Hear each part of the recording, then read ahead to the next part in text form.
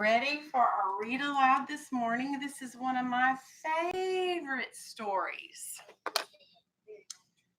First, I want to show you some of the words that are going to be in the story. Okay, so we're going to talk about some of those. Let's see if you can guess the word. This word means a short journey that you take to do or get something. Oh, I have to go do this, or I have to go get this.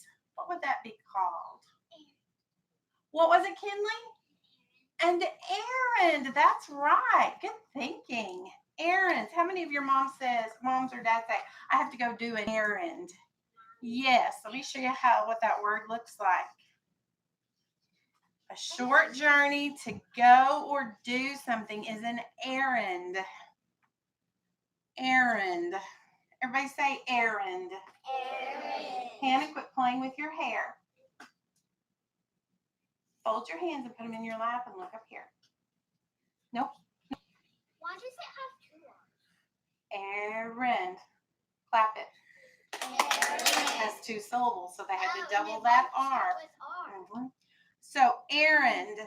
I might send my messenger this week on an errand. I say, can you go do an errand for me? It means I just want them to take a short trip to somebody's classroom or the office to either do something or get something for me. All right, say errand again. Errand. I want you to turn to your partner and talk about what errand means. Use your whisper voice because you're right by your partner.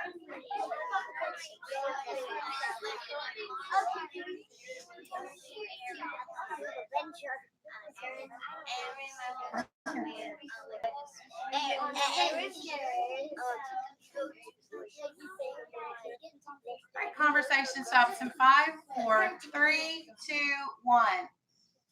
Somebody use errand in a sentence for me. Kinley, use errand in a sentence for me. My parents have to go do an errand. Very good. Errand. All right. See if we can get this next word. Kinley was thinking. To respect someone. What does that mean? To respect someone. You look up to them. You want to be like them. Not a team. You're very close. Should I give you a clue? Yes. Another clue? What do you think it means? Okay, here's the first part of it. Add. That's the first syllable. You look up to them, you respect them, you want to be like them. They're kind of your hero. You add. Understand. Add. Add. Admire. Everybody say admire. Admire them. If you admire someone, you respect them. You look up to them. You want to be like them. And you'd be nice. So do you like? Well, you're nice. So do you like admire? No, I don't necessarily admire him. I like him. Admire means I want to be like them. I admire my mom. I admire my mom because I look up to her. I respect her. I want to be like her. She was a great teacher. She's a great person. She's honest. She's very wise. She's someone I look up to, I respect, and I want to be like. She's got qualities that make you a great person. Kylie, leave the rugs alone. So say admire. Admire. I want you to think of someone that you admire because they're a good person. They have good character. Who's someone you admire? Someone you respect? Someone you look up to? I want you to turn to your partner and tell them who it is you admire. Boys and girls, let's remember our voice volumes. Y'all are turning around using a talking voice. I want a whisper voice. You're talking to your partner. One person. Conversation stops in 5, 4, 3, 2, 1. Maddox, who is someone that you admire? Your brother? Cammy? God? Hudson? Jesus. Cooper, your poppy. Hayes, your dad. Yes. So admire means you respect someone. Someone use admire in a sentence. Weldon, I admire my dad. Very good. All right, next word. When you do something not hard or forcefully. What was it, Hudson? Yes, gently. Everybody say, oh, I didn't write it, did I?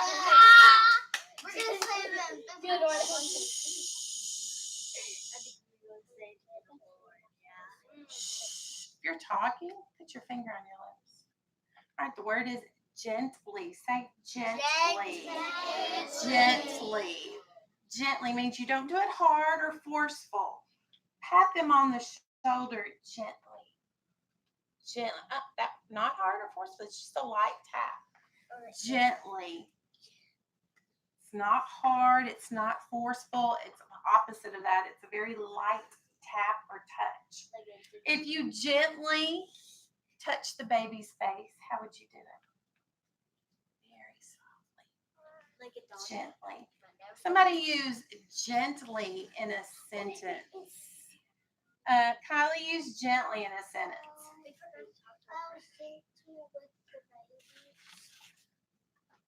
Well, I was gentle with the baby. I gently held the baby. It's going to tell how you do something. Did I call you? All right, ready? Here's the definition. See if you can think of the word. Xander, you really need to keep your hands to yourself now. Covered with many small marks. Sprinkled. Sprinkled. Sprinkled. Sprinkled. Sprinkled. Covered. Not freckled. It rhymes with freckled. Speckled. It's covered with lots of small marks. Remember the emu egg that we saw? It was kind of speckled with different colors. It's covered with little small marks.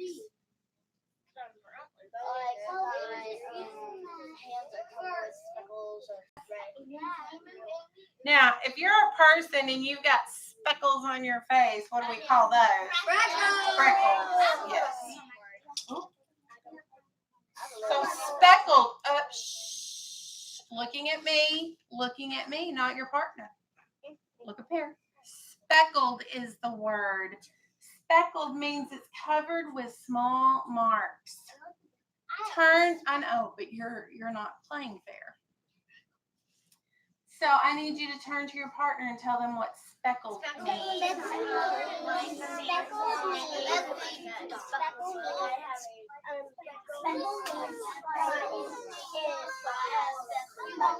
We are not using a whisper voice. Who's your partner, Tyler? Should be Hannah. Have y'all talked? Okay. Conversation stops in 5, 4, 3, 2, 1. So speckled means something is covered with a lot of small marks. Who can use speckled in a sentence? Brady? I have a speckle on my cheek. A speckle. Speckled means it's covered with lots of marks. The egg was speckled. All right. Last word. Hudson, you can't answer. You know why. This word means it's rare. And the definition says that it's worth a lot of money. But most of the time, when I think of this word, I think as it as being so valuable that there's really not amount of money you can put on it. Diamond. No. President. Weldon. Jewelry. No. Xander. Expensive. No. Powerful. Priceless is a good word, but it's not priceless. But it would kind of be a synonym for that word. Wallet. Not powerful. Wallet. Kylie. Rarest. No. Eli. Diamond. Price. Okay, so let me give you an example. I have a ring, and my grandmother gave it to me, and I wouldn't pay. I need you to put your hand down. I need you to listen now. Special. Special. He's in Miss Mathis's class. Mathis, it's our Special. I asked you to stop talking. This word means it's really without value. It's so important to me. So I have a ring that my grandmother gave me, and it was always special. It was her engagement ring, but it is really special to me now because she's no longer here, and it's something that I have a memory. The next person that talks while I talk will clip down. It is valuable to me. There's not an amount of money you can put on it. It is priceless. I'm just going to show you the word.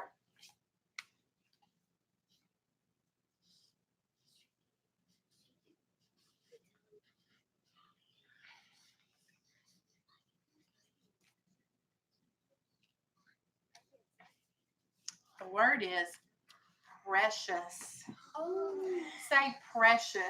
Precious. If something is precious, it's worth more than anything you have. It is very special to you. It is valuable to you. It is priceless. You cherish it. It's something you really, really love. That ring is precious to me because it reminds me of my grandma, who was my very best friend. And I have that to remember her by. It is precious to me. If something happened to it, I would be heartbroken. So precious means it's very, very valuable. It's rare. It's worth a lot. Maybe not to other people, but to you because of what it means to you. So turn to your partner. Do any of you have something that is precious? Oh, I didn't say start talking yet. Do you have anything that is precious to you? Oh, did I say yell it out? And when you do talk, you're going to use that whisper voice because you are sitting, not a 6-inch voice, smaller than your 6-inch. Look over there at the chart. Whisper voice because you are sitting right by your partner. Tell your partner what it is that is precious to you. That's not a 6-inch whisper voice.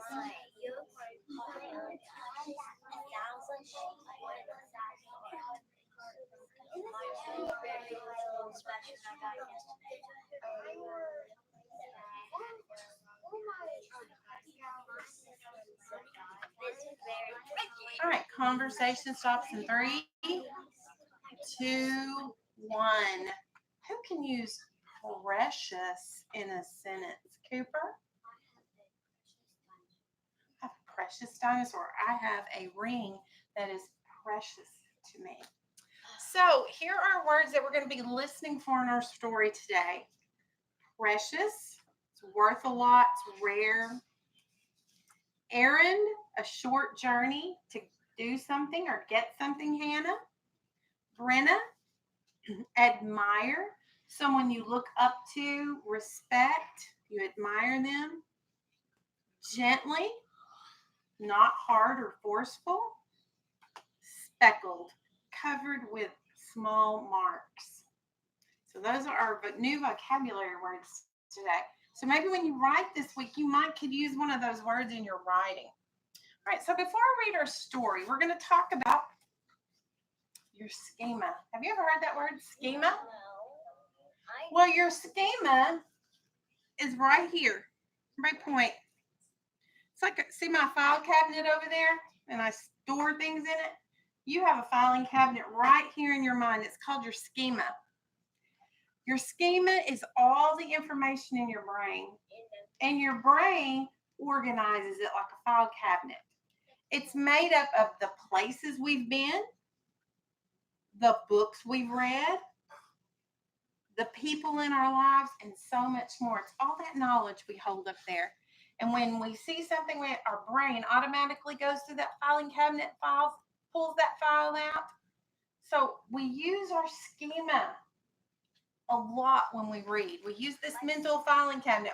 If I said the cat took a bath, in your mind, what do you picture? Do you picture a cat in the shower with the shower cap on, scrubbing? Or do you picture a cat going? I picture that. Yeah. Why? I didn't say the cat licked himself to give himself a bath. Why were you able to get the right picture when I said that, Amelia? Because the cat How do you know that?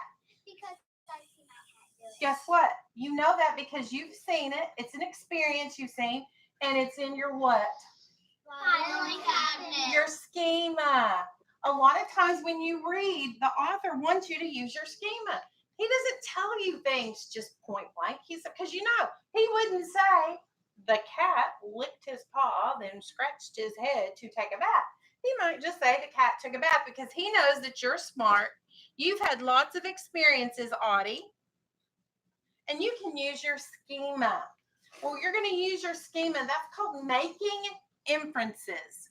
It's when we figure out things that the author does not say directly. This is sometimes called reading between the lines. If we say the cat took a bath, we know what he means because we have all that information in our schema. The author and the illustrator will give you clues to help you make inferences, and you'll also use your schema to help you. All right, so this week we're going to really focus in on using our schema, making inferences, and we're going to be talking about a special little boy, and we're going to be talking about some people in his lives and their feelings. So what are some feelings we can have, Amelia? Happy. You can be happy, mad, sad, a feeling, jealous, indifferent, excited, scared, afraid. How about frustrated? Can you feel frustrated? Yes or no? Yes. Disappointed. Can you feel disappointed? Maddox, can you feel disappointed? Yes. She's already said that. Kylie? Nervous. Yes. Cooper? Angry. All right, so we're going to be looking at Wilford Gordon MacDonald Partridge today. Wilford Gordon MacDonald Partridge. That is his name. That is a mouthful. I love this book. On the back of look on the back of the not funny.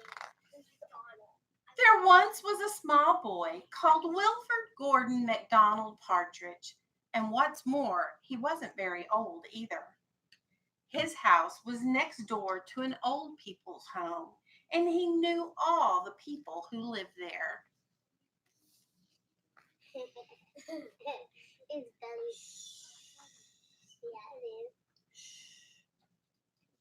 So there's a fence between his house and the old people's home. Do you know what old people's home is? A senior citizen center or a retirement home is where old people go who need people to kind of help take care of them. Okay. And he knew all the people there. He liked Mrs. Jordan, who played the organ. He listened to Mr. Hosking, who told him scary stories. He played with Mr. Tippett, who was crazy about cricket. He ran errands for Miss Mitchell, who walked with a wooden stick. He admired Mr. Drysdale, who had a voice like a giant.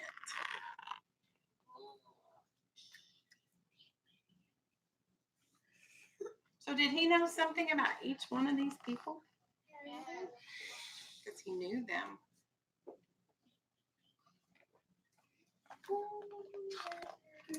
But his favorite person of all was Miss Nancy Allison Delacourt Cooper, because she had 4 names just as he did.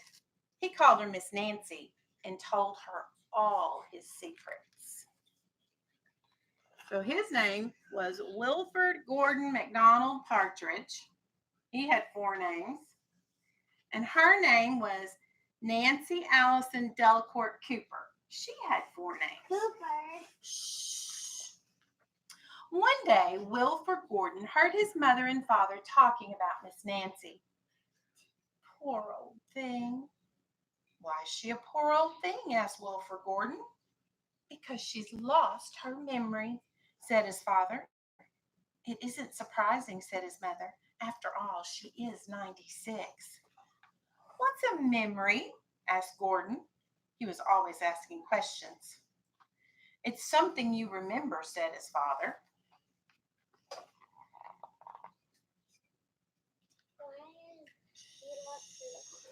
But Wilford Gordon wanted to know more, so he called on Miss Jordan, who played the organ. What's a memory? He asked. Something warm, my child, something warm.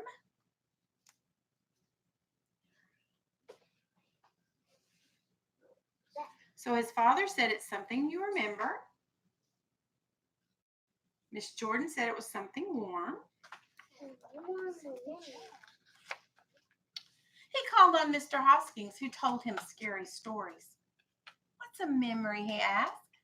Something from long ago, me lad. Something from long ago. Yes, they all.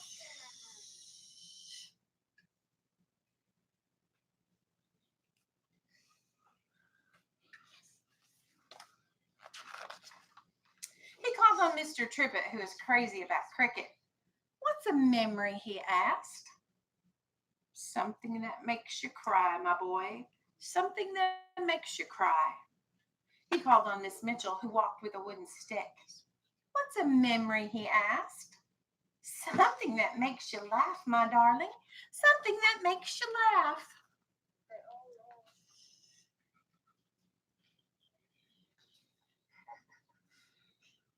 So far, his father said it was something you remember. And then somebody told him it was something warm. And then somebody said it was something that makes you cry. And then somebody said it's something that makes you laugh. He called on Mr. Drysdale, who had a voice like a giant. What's a memory? He asked. Something as precious as gold, young man. Something as precious as gold. Yep, there's one of them.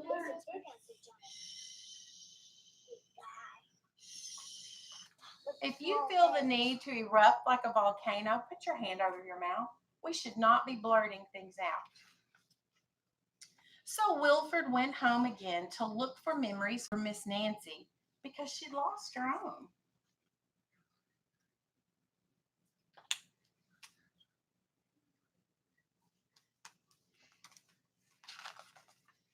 He looked for the shoebox of shells he'd found long ago last summer and put them gently in a basket.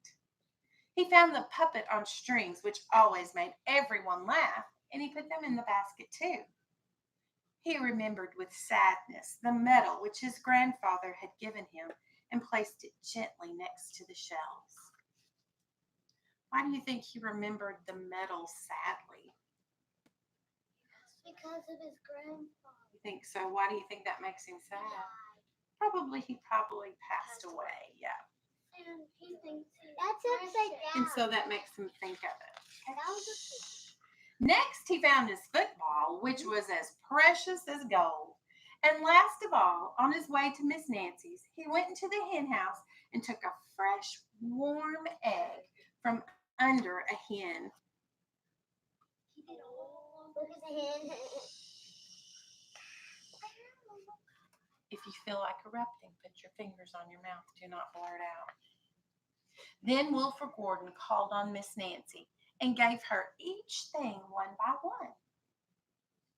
What a dear, strange child to bring me all these wonderful things, said Miss Nancy.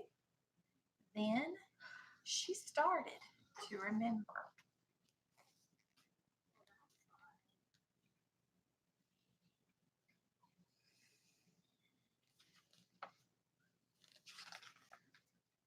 She held up the warm egg and told Wilford Gordon about the tiny speckled blue egg she'd once found in a bird's nest in her aunt's garden.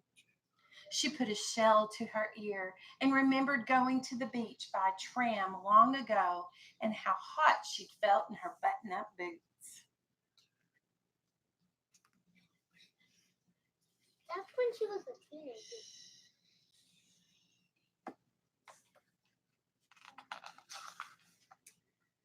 She touched the medal and talked sadly of her big brother she had loved, who had gone to war and never returned. She smiled at the puppet on strings and remembered that the one she had shown to her sister and how she'd laughed with a mouth full of porridge.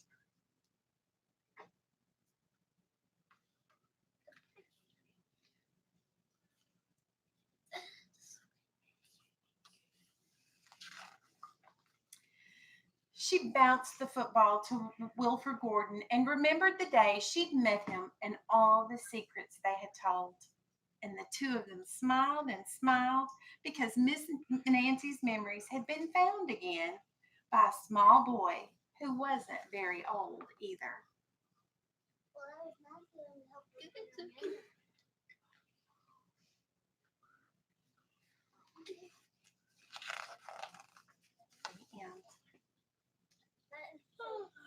So Wilford thinks that Miss Nancy has taken her memories and put them somewhere and can't find them.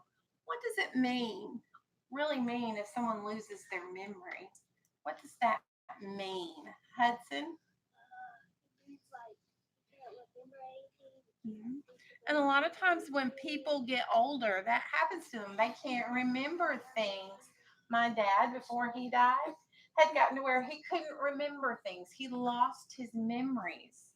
And every once in a while, every once in a while, he would remember things. He would say something, and he would remember something. I need Audie to sit and look up here. Do any of you know any older people who have kind of lost their memories, Maddox? Your grandma? She did, yeah. It happens a lot when you get older. Kylie? My cousin's grandma, she lost her memory. Mm-hmm. Cooper? My papa's mom. Mm-hmm.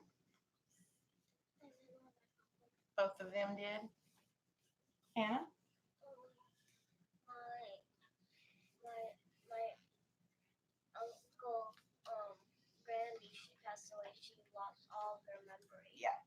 So, what was something warm? Because remember, one person told him that a memory was something that was warm. What was the warm thing he got, Cammie?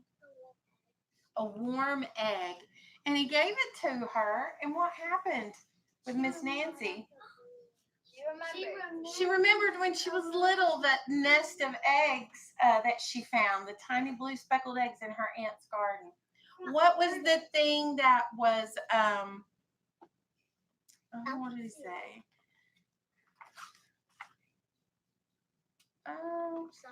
Something from long ago.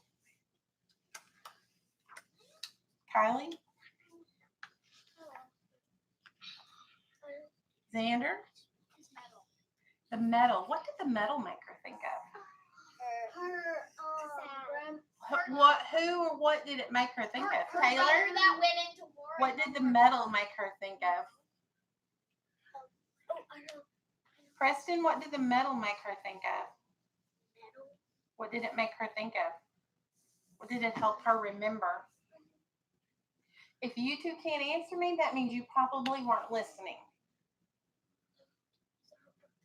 Evie, what did the metal remind her of? Hayes, what did the metal remind her of?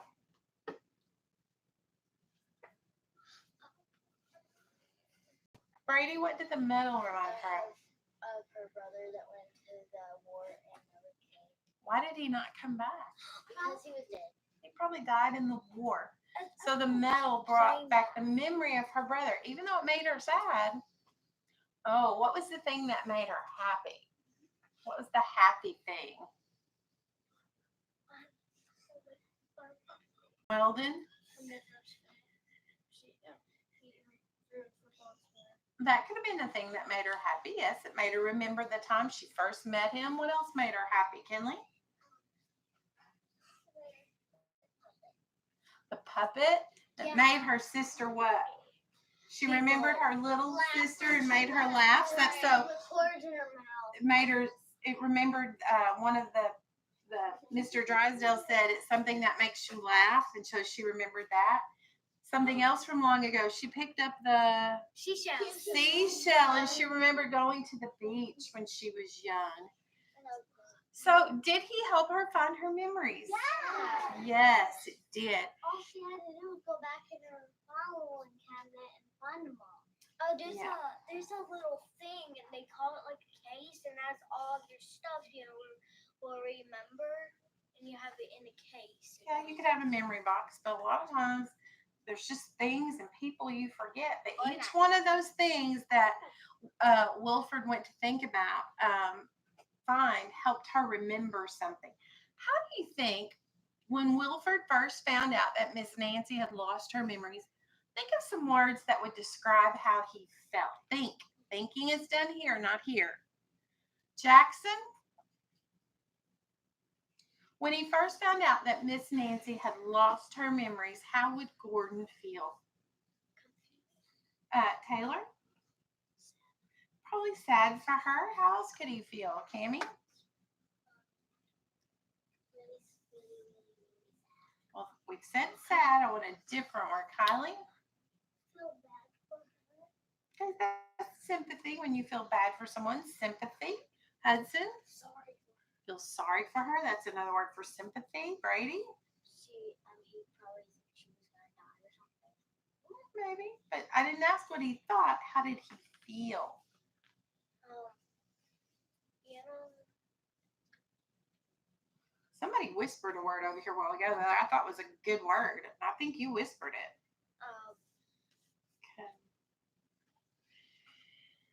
Confused. Confused. How did you know it was confused? Because he asked it all the old people.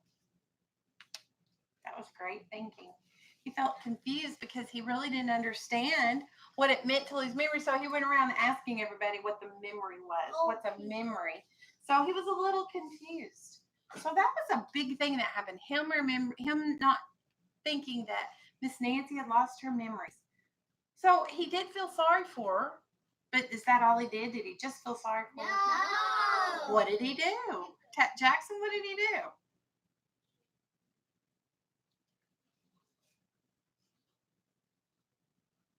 Because you're not listening. I was listening to No. the story. But you weren't listening to me.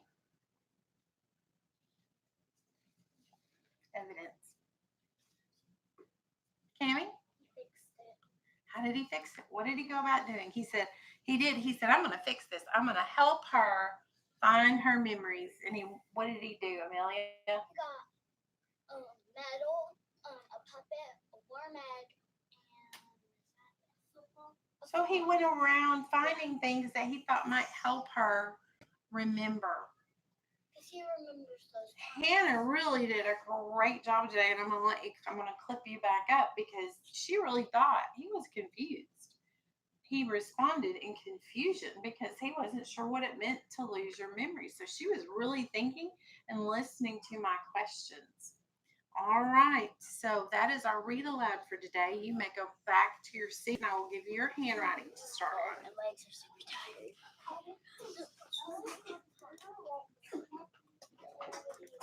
Every time I had to get on to